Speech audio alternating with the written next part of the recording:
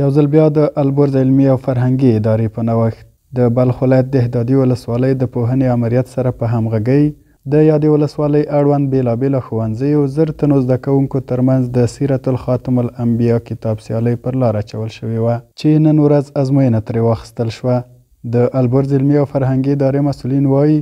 موخه یې له دغسې سیالیو جوړولو څخه د زده کوونکو لپاره د خوږ پیغمبر صلی الله علیه و آله وسلم د سیرت پیژندل او مطالعه کول، فکري او عقیدتي رغون، مطالعې ته پام راړول، د مطالعې فرهنگ ترویج او په دینی برخه کې پرمختګ دی. منظور از برگزاری این چنین برنامه ها و یا مسابقات سیرت النبی صلی الله علیه و سلم به خاطر ازی است که تا شاگردای ما از سیرت و صورت راه و روش پیامبر صلی الله علیه و سلم آموخته و در زندگی روزمره خود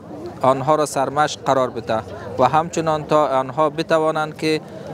از مطالعه کتاب ها سود برده و از هر گونه فرهنگ‌های بیگانه آنها جلوگیری شوند. اطمینان ما به شاگردای عزیز ما این است که البته ما به کمک همکاری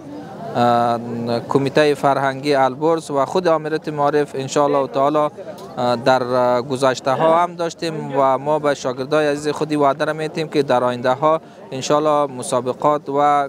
کارهای عملی و فرهنگی را در سطح ولسوالی دهدادی ان شاء الله ما توصیه میتیم. د غراض ځینې عالمان او ښوونکي په دې باور دي چې د داسې سیالیو ترسره کول د زده کوونکو علمي ودې، عقیدتي پیاوړتیا او عامه پوهاوي لپاره اړین دي او ټولنې ته د روغ ذهنیت وړاندې کولو کې پوره رول لري. به خاطر شناخت و اهداف و نقش قدم پیامبر گرامی اسلام صلی الله علیه و سلم همچون برنامه هایی را داشته باشیم و بتانیم که از طریق طلاب خود، از طریق شاگردای ما به خانواده هایشان در جامعه خدمات بیشتری را در این مورد باید انجام بدیم. یو خو دغه برنامه چې کوم ده یو ښه تاثیر لري په جامعه باندې، ځکه هر دینی غونډه چې ده دا یو ښه تاثیر لري. او بیا د سیرت غونډه چې شاګردان په دې کې په سنت طریقه مزین وي، په ښه لباس سره وي، نو دا یو ښه تاثیرات لري، ډیر ښه تاثیرات لري. خلک په تشویق کیږي. په دې سره غربیان چې دا ویني په برنامو کې چې دینی برنامه دونه بهتره ده، نو دا یو ښه تاثیر دینی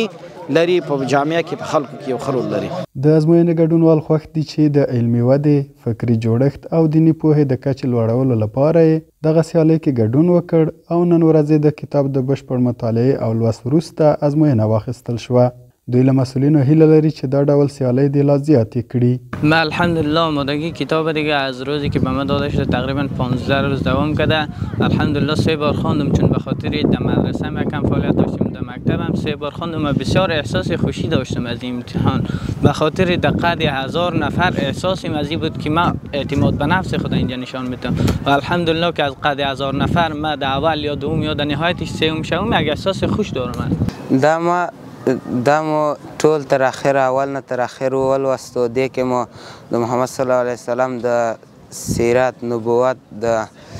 د غزواتو د دې ټولو په باره کې معلومات ترلاسه کړل. دا لومړی ځل نه دی چې د البرز ادارې له لورې د دهدادي ولسوالۍ اړوند زده کوونکو ته دا ډول سیالۍ جوړیږي، بلکې له دې وړاندې هم په امارت پیژندنې، حق المبین او ځینې نورو کتابونو کې د بلخ ولایت په بېلابېلو ولسوالیو او مرکز زرګونه زده کوونکو او زده کړیالانو ته د ازموینې سیالۍ جوړې شوي چې بریالیو کسانو ته یې بېلابېلې ډالۍ هم ورکړل شوي دي.